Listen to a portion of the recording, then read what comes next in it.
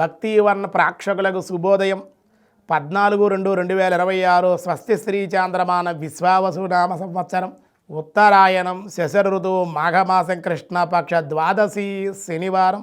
ద్వాదశి మధ్యాహ్నం 3:24 వరకు, పూర్వాషాఢ నక్షత్రం సాయంత్రం 6 గంటలకి, వర్జన్ రాత్రి 2:34 నుండి తెల్లవారుజాము 4:15 వరకు, దుర్ముహూర్తాలు ఉదయం 6:31 నుండి 8:03 వరకు, సూర్యోదయం 6:32, సూర్యాస్తమయం 5:57, అమృత గడియల మధ్యాహ్నం 12:46 నుండి 2:30 వరకు, రాహుకాల ఉదయం 9 గంటల నుండి 10:30 వరకు, రాహుకాలం శుభ సమయం ఉదయం 7:40 నుండి 8:10 వరకు, ఉదయ శుభకాలం సాయంకాలం మధ్యాహ్నం 3 గంటల నుండి 4 గంటల వరకు కూడా శుభకాలం.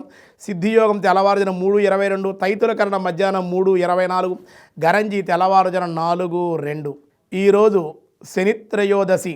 ఈ శనిత్రయోదశి అంటే చాలా విశేషం. అందులో మాఘమాసంలో విశేషంగా చెప్పిన దానాలలో తిలదానం, తిలే శ్వేత, తిలే ప్రీతి, తిలే పాపహర స్మృత అన్నారు.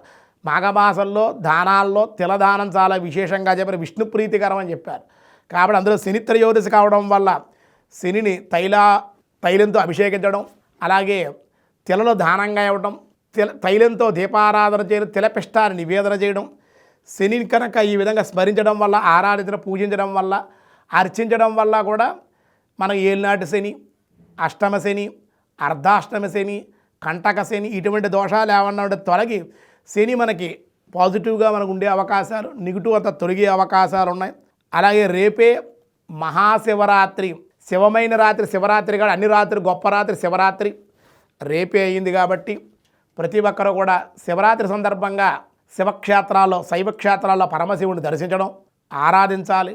వీలైతే మన ఇంట్లో కానీ దగ్గరలో ఉండే దేవాలయంలో రుద్రాభిషేకం చేసుకోవడం, శివరాత్రి ఉపవసించడం, పరమశివుని విశేషంగా అభిషేకించడం, స్మరించడం వల్ల విశేషమైన సత్ఫలితాలన్నీ కలుగుతాయి. కాబట్టి రేపే శివరాత్రిని మీ అందరికీ కూడా భక్తి వర్ణ ద్వారా తెలియజేస్తూ ఉన్నాం.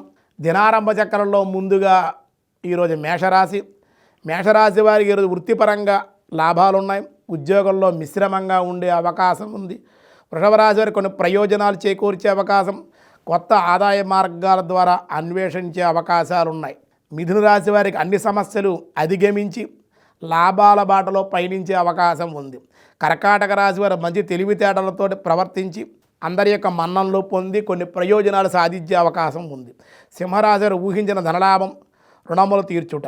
కన్యారాశి వారికి వృత్తి వ్యాపారాల్లో ఆటంకాలు ఉండే అవకాశం, శ్రమ ఆధిక్యత ఉండే అవకాశం ఉంది.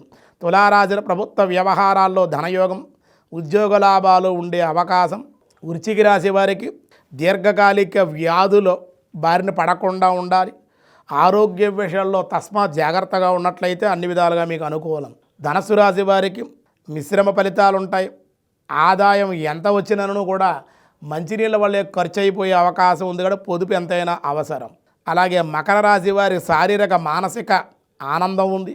గృహ వాహన లాభాలు, కుటుంబంలో మార్పులు, శుభకార్యాలు కలిసి వచ్చే అవకాశం ఉంది. కుంభరాశి వారికి ఎన్ని కష్టములు వచ్చినను ఎదుర్కొంటారు, ధైర్యంతో దైవబలంతో ముందుకు వెళ్ళే అవకాశాలు ఉన్నాయి. మీనరాశి వారికి పెండింగ్ పనులు పూర్తవడం, ఆదాయ మార్గాలు అన్వేషించడం, దానివల్ల కొన్ని లాభాలు పొందే అవకాశం ఉంది.